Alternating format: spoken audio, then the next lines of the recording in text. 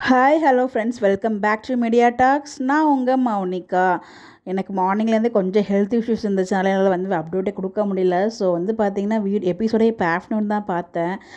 ஆனால் அதுக்குள்ளாட்டியும் அவ்வளோ அப்டேட்ஸ் வந்திருக்கு. இன்றைக்கி ஷூட் ஸ்டார்ட் ஆகிருக்கும் போல். ஸோ அந்த அப்டேட்லாம் பார்க்கும்போது ஆல்ரெடி உடம்பு சரியில்லை. அந்த அப்டேட் பிடிஎஸை பார்க்கும்போது இன்னும் பார்த்தீங்கன்னா நமக்கு அப்படியே ஒரு கிறக்கமாக தான் இருக்குது. அந்த அப்டேட்லாம் பார்க்கும்போது நான் கொடுக்குற அப்டேட்ஸ் எல்லாமே ஃபஸ்ட்டு இந்த வீடியோவில் பார்த்திங்கன்னா நம்ம இன்றைக்கி எபிசோட் பற்றி பேசலாம்.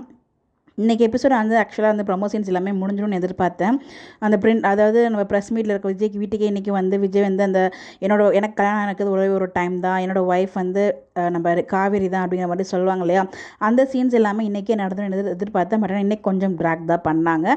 என்ன அப்படின்னு பார்த்தீங்கன்னா, ஸோ ஒவ்வொருத்தவங்க ட்ரூத் ரிவீல் பண்ணுவோம். அதுமாரி அந்த வீடியோ காமிப்பாங்க இல்லையா, ஸோ அது காமிச்சிட்டு இருந்தாங்க. ஃபஸ்ட்டு பார்த்திங்கன்னா காவேரி ஃபேமிலி இதை எதிர்பார்த்தது தானே அப்படிங்கிற மாதிரி தான் இருந்துச்சு. ஸோ காவேரி அம்மா சும்மாவே டான்ஸ் ஆடுவாங்க. இப்போ அதாவது கரெக்டாக அந்த சீன் மட்டும் இந்த மோதிரம் இருக்குல்ல, இந்த மோதிரம் இதான் போட்டு விட்டார். இதை போட்டு விட்டு நம்ம 2 பேரும் ஹஸ்பண்ட் ஒய்ஃப் அப்படிங்கிற மாதிரி சொன்னார். எந்த ஊர்லமா மோதிரம் போட்டு ஹஸ்பண்ட் ஒய்ஃபாக மாறுவாங்க? அவங்க என்ன கிறிஸ்டியனை கூட 2 பேரும் மோதிரம் மாற்றணும். ஒருத்தர் மட்டும் மோதிரம் மாற்றினா மோதிரம் போட்டு விட்டு அது கல்யாணம் கிடையாது, அது கூடவா தெரியாது அப்படிங்கிற மாதிரி தான் எனக்கு உள்ளுக்குள்ளே தோணிட்டு இருந்துச்சு. ஸோ ஜஸ்ட் ஒரு கன்ஃபர்மேஷன் சொன்னார். அதை பாட்டி கரெக்டாக சொல்லுவாங்க இந்த வார்த்தை. மோதிரம் மாற்றிட்டாங்க, அதுக்கு மாதிரி இங்கே தாலி கட்டியிருக்கல அப்படிங்கும்போது அதுவுமே மறைச்சிட்டாங்க. அதாவது சாரதம்மா மறைச்சி நிப்பாட்டிடுவாங்க பாட்டியை. ஸோ இது வரைக்கும் அத்தை சப்போர்ட் பண்ணிட்டு இருந்தாங்க. அவங்களுமே பார்த்தீங்கன்னா இப்போ சப்போர்ட்டை நிப்பாட்டிட்டாங்க. ஸோ காவேரி தான் சமைச்சிட்டாங்க. அது எப்படிங்க ஒட்டுமொத்த குடும்பமும் ஒரே மாதிரியே யோசிக்கிறீங்க? ஸோ இந்த இடத்துல இன்றைக்கி குமரன் பார்த்தீங்கன்னா என் மேலே தான் தப்பு இருக்குது அப்படிங்கிற மாதிரி என்னால் தான் ஆச்சுன்னு சொல்ல வராங்க. அந்த ஒட்டுமொத்த குடும்பமே இல்லை நீங்கள் என்ன பண்ணீங்க, நீங்கள் பண்ண தப்பே இல்லை, அவள் வாழ்க்கை அவளே தான் கெடுத்துட்டாரு, லூஸாடா நீங்களாம் அப்படிங்கிற மாதிரி தான் எனக்கு இருந்துச்சு.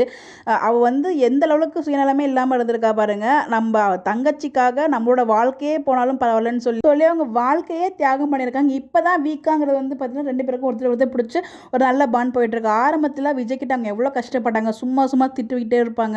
நம்ம அதெல்லாம் பார்த்தோம் நம்ம தானே. ஸோ அவ்வளோ கஷ்டப்பட்டாங்க. ஸோ இது எல்லாமே பார்த்திங்கன்னா நம்ம தங்கச்சியோட உயிரை காப்பாற்றணும் அப்படிங்கிறதுக்காக தான். அந்த டைமில் போயிட்டு அவங்க என்ன பண்ணுவாங்க, ஊரில் போய்ட்டு திருப்பி நிலத்தை விற்றுட்டு வருவாங்களா? என்கிட்ட சொல்லியிருக்க வேண்டியதுனா எப்படி என்ன பண்ணுவாங்க அந்த டைமில்? கடைசியாக அவங்க லாஸ்ட் ஹோப் எல்லா இடத்துலையும் அவங்க ட்ரை பண்ணி பார்த்துட்டு முடியவே முடியாது, ஆப்ரேஷனோட இமீடியட்டாக பண்ணியே ஆகணும் அப்படினால தானே அந்த பொண்ணு அந்த முடிவை எடுத்திருக்கு. அதை கூட யோசிக்காமல் ஃபுல்லாக அவங்களே ப்ளே பண்ணிங்களே. அவங்க ஆல்ரெடி பார்த்திங்கன்னா அந்த நியூஸை பார்த்துட்டு அவங்களுமே கஷ்டமாக தான் இருந்துச்சு அவங்களோட ஃபேஸை பார்க்கும்போது. பட் அப்போ நீங்கள் அட்லீஸ்ட் நீங்கள் திட்டாமல் சப்போர்ட் பரவாயில்ல பார்த்துக்கலாம்ப்பா அப்படிங்கிற மாதிரி பேசியிருந்தா கூட ஓகே. நீங்கள் என்ன இந்த திட்டு இதோட நடுவில் வர அடிக்க வர செய்வாங்க. நம்ம காவேரி விஜய்க்காக சப்போர்ட் பண்ண வருவாங்க. அந்த ஒரு வார்த்தை மட்டும் சொல்லுவாங்க. அவராக வெளியில் இந்த மாதிரி இருக்கான்னு தெரிஞ்சால் அவன் கழுத்தில் தாலி கட்டினார் அப்படின்னு சொன்னால் ஒரு அடி விடுவாங்க பாருங்கள். பாவம் அந்தண்டே போய் விழுந்துருவாங்க. அப்போ கூட அவங்க அறியாமல் கை பார்த்திங்கன்னா வயிற்றுக்கு தான் போகும். ஸோ அந்தளவுக்கு பார்த்திங்கன்னா அவ்வளோ சூப்பராக ஆக்ட் பண்ணியிருப்பாங்க. இன்னொரு இதில் முக்கியமான விஷயம்னா நம்ம விஜய்க்கே நிறைய பிரச்சனை இருக்குது. பட் அதெல்லாமே யோசிக்காமல் நம்ம ஐயப்பனுக்கு கால் பண்ணி எல்லாமே நல்லபடியாக முடிஞ்சிச்சான்னு கேட்டு அதெல்லாம் பார்த்திங்கன்னா ரொம்ப நல்லா இருந்துச்சு. ஸோ நம்ம மேடம் ரொம்ப சீடி வெள்ளலாம் பார்ப்பாங்க. நீங்கள் ரொம்பலாம் நிற்காதீங்க, இங்கேருந்து கிளம்பிடுங்க, நான் பணம் நல்ல நீங்கள் பணம் கட்டலை அப்படின்ற மாதிரிலாம் பேசிகிட்டு இருப்பாங்க. அந்த சீன்ஸ்லாம் பார்த்திங்கன்னா அந்தளவுக்கு விஜய்க்கு காவேரிக்காக பார்த்து பண்ணுறாரு. கடைசி வரைக்கும் இந்த விஷயம் காவேரிக்கு தெரியுமா தெரியாது அப்படின்ற மாதிரி ஒரு குழப்பத்தில் தான் இருந்துகிட்ருக்கு. ஸோ இப்போதைக்கு தெரியாது, மேபி லேட்டில் தெரியறதுக்கு வாய்ப்புகள் இருக்குது. என்ன பொறுத்த வரைக்கும் காவேரி அதை பற்றி அவங்க யோசிக்கவும் இல்லை, அங்கே சமாளிச்சிட்டாங்க. ஸோ 2 நாங்கள் ஃப்ரீயாக வச்சுருப்போமா, நீங்கள் கேட்டு போனதுனால தான் அப்படின்ற மாதிரி சொல்லி அந்த எக்ஸ்பீரியன்ஸ் கேட்கும்போதுமே அவங்க சமாளிச்சிடறாங்க அங்கே இருக்கவங்க. இன்னொரு பக்கம் தாத்தா பாட்டி அவங்களாம் பார்த்திங்கன்னா விஜய்கிட்ட அந்த ஃபோட்டோ தான் காமிக்கும்போது விஜயுமே செம ஷாக்கராகிறாரு. ஃபஸ்ட்டு பார்த்திங்கன்னா வெண்ணிலா அப்படிலாம் பண்ண மாட்டாளே, வேறு யாராச்சும் தூண்டுவாங்க அப்படிங்கிற மாதிரி விஜய் லைட்டாக வெண்ணிலாக்கு சப்போர்ட் பண்ண மாதிரி லைட்டாக ஸ்டார்டிங்கில் தெரிஞ்சிச்சு. அதுக்கப்புறம் அவரே புரிஞ்சிட்டார் இந்த மாதிரி கண்டிப்பாக அவங்க மாமனாராக தான் இருப்பார், எல்லாமே வெண்ணிலா தான் சொல்லியிருப்பா அப்படிங்கிற மாதிரி அவங்க வெண்ணிலாக்கா இவ்வளோ பண்ண கடைசி இப்படி என்ன பண்ணிட்டாலே, என்னை அப்படி அசிங்கப்படுத்திட்டாலே அப்படின்னு சொல்லிட்டு ரொம்பவே ஃபீல் பண்ணி அப்படியே கண்ணெலாம் கலங்கிட்டு இருப்பார்.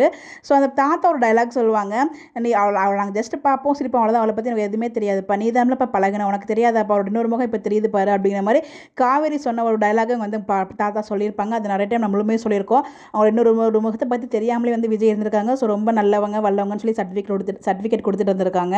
இதெல்லாம் ஓகே தான். பட் இதுக்கப்புறம் நாளைக்கு டைலாக் சொல்வார்ல, எனக்கு காவேரி தான் பொண்டாட்டி அப்படின்னு சொல்லிட்டு அதுக்கப்புறம் காவேரி ஃபேமிலி நான் முடிவு எடுப்பாங்க. அப்பையும் இப்படி தான் இருப்பாங்களா, இல்லை உங்களுக்கு ஏதாச்சும் மாற்றம் வருவாங்க, வெயிட் பண்ணி தான் பார்க்கணும். நாளை இவ்வளோ பண்ணிவிட்டு நாளை ப்ரிவியூவில் பார்த்தீங்கன்னா மாமாவும் எல்லாம் வராங்க. ஸோ எனக்கு நியாயம் கிடைக்கலாம் தான் நான் போலீஸ்க்கு போவேன்னு சொல்லியிருக்கேன். நியாயம் கிடச்சிட்டுனா நான் போக மாட்டேன் அப்படிங்கிற மாதிரி சொல்லுவார். உங்க என்னங்க நியாயம் கிடைக்கணும், பண்ண தப்பெல்லாம் உங்கள் பொண்ணு, அதை பற்றி நீங்கள் விசாரிக்காமல் நீங்கள் விஜய்கிட்ட தப்புன்னு சொல்லிட்டு இருக்கீங்களே அப்படின்னு எனக்கு சமக்கம் வருது.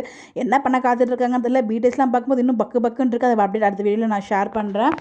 எபிசோட் பார்த்தீங்களா, உங்களுக்கு எப்படி ஃபீல் ஆச்சு, உங்களோட ஒப்பீனியனை மறக்காமல் கமெண்ட்டில் ஷேர் பண்ணுங்கள். இந்த மாதிரி எப்படி தெரிஞ்சுக்க நம்மளோட சேனலை ஃபாலோ பண்ணிக்கோங்க. Bye bye.